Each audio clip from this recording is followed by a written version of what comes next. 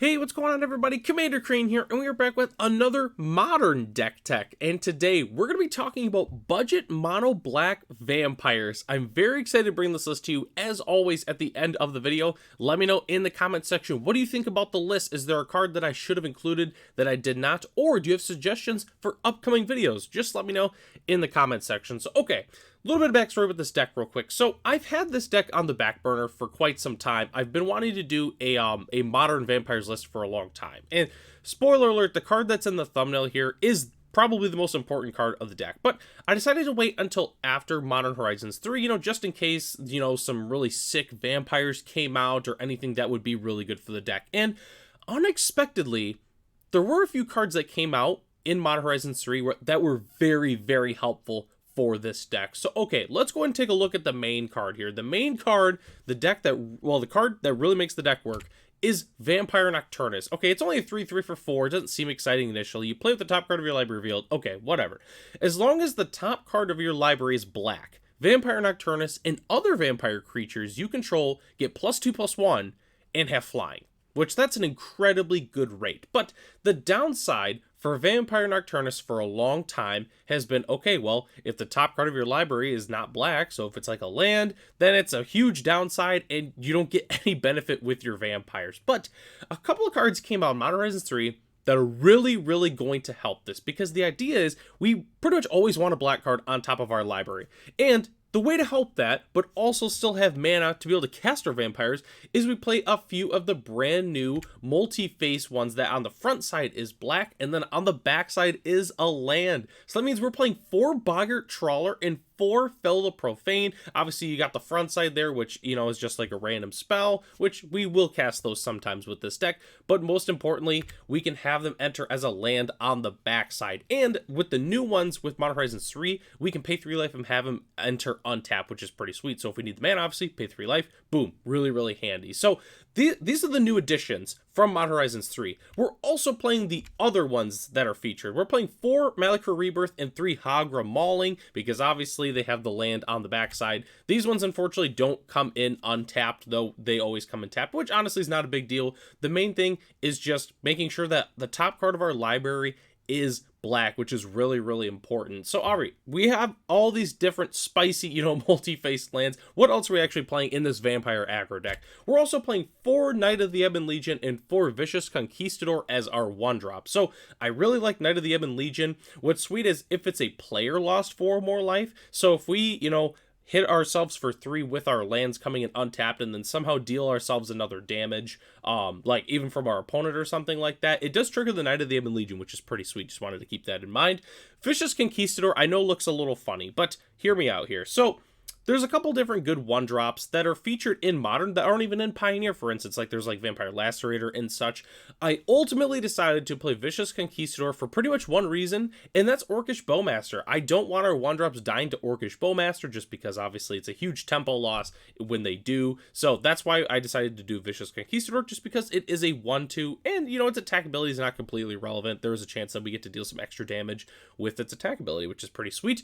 But we're also playing 4 copies of Bloodghast, which with Bloodghast, when I was building this deck, I kind of forgot that it was a vampire, because Bloodghast for years has always been really good in like Dredge and different graveyard decks, but you never actually play it because it's a vampire. But in this deck, we are playing it because it's a vampire. Huge fan of the brand new Commander artwork on this card. I just think it looks really, really sweet. So huge fan of Bloodghast. Let's go and take a look at the rest of our creatures here. We're also playing 4 Cordial Vampire, 4 Gifted Aetherborn, and 4 Nighthawk Scavenger as our other spicy vampires. So, a Cordial Vampire is really, really good. I know, obviously, I just said, I don't want a creature that dies to Bowmaster, but we're still playing the Cordial Vampires just because it's very, very good. So, huge fan of that. And then Gifted Aetherborn and Nighthawk Scavenger, somewhat similar. They got the Death Touch, they got the Lifelink. Obviously, Gifted Aetherborn's a little bit cheaper. Nighthawk Scavenger is kind of like a Tarmogoyf in a way, but it's for our opponent's graveyard. So, huge fan of Nighthawk Scavenger. This card gets really, really big, really, really fast, and helps win the game for us. So, definitely huge fan of this.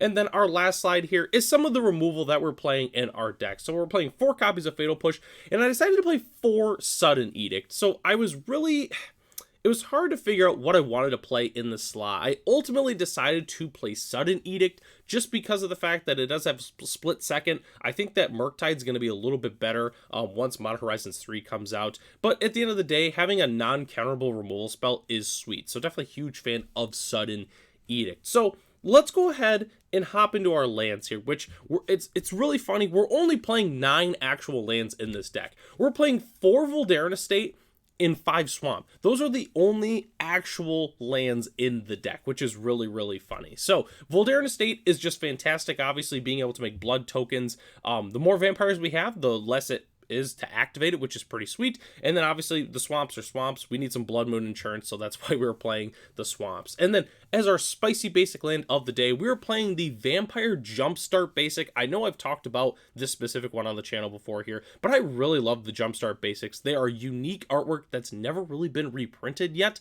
and the art is just sweet on all of them. So huge fan of the Jumpstart basics. I think they are fantastic. So that's the entire main board. Don't go anywhere yet, though. We still have to talk about our sideboard as well as some upgrade options for the deck, so sideboarding is a little bit different than we normally feature here on the channel. So normally I just kind of give a general guide depending on what your metagame looks like.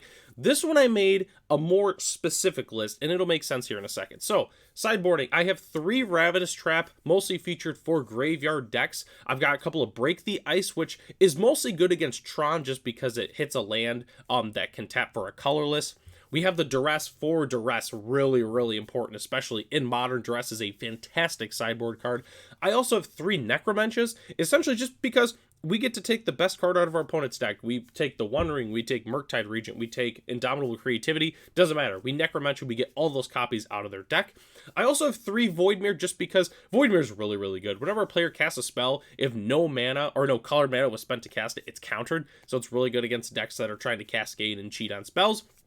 The one thing that's really, really important with this sideboard, though, is most of your sideboard cards should be black cards. Obviously, Voidmere is not, but the rest of these cards are black, which obviously with Vampire Nocturnus is really, really important, just because if we bring in a whole bunch of artifacts, it makes Vampire Nocturnus not as good. So that is something we need to keep in mind when we are building our sideboard. It has to be black cards, or at least mostly black cards. So do keep that in mind when you are building this deck. So the last thing we have to talk about is the upgrade options, which one thing that's really, really cool with this deck is there's a lot of upgrade potential if you're ever interested, in taking this deck a lot farther than it is now. So obviously Agadeem's Awakening and Cavernous Souls would be really, really nice for this deck. So Agadeem's Awakening is the one multi-face land that we didn't feature. Reason being, it's pretty darn pricey just for what it does. It's really popular in Commander. Sees a little bit of Pioneer play, but that's kind of the main reason that it is pricey. But it's really good to pick up just because it's another one of the pay 3 life have untapped lands. So that would be a huge upgrade. Obviously, Cavernous Souls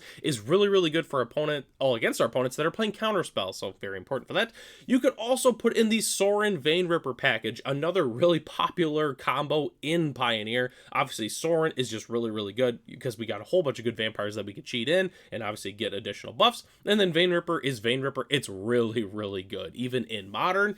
Then you could also play a Thoughtseize or even Grief package if you really wanted to. You don't even have to be doing, Undying Evil shenanigans with Grief. We're just playing a bunch of black cards. You can just play Grief if you want to, but Thoughtseize for sure is just a really good upgrade in general, just because obviously, what else can I say? Thoughtseize is a really, really strong card.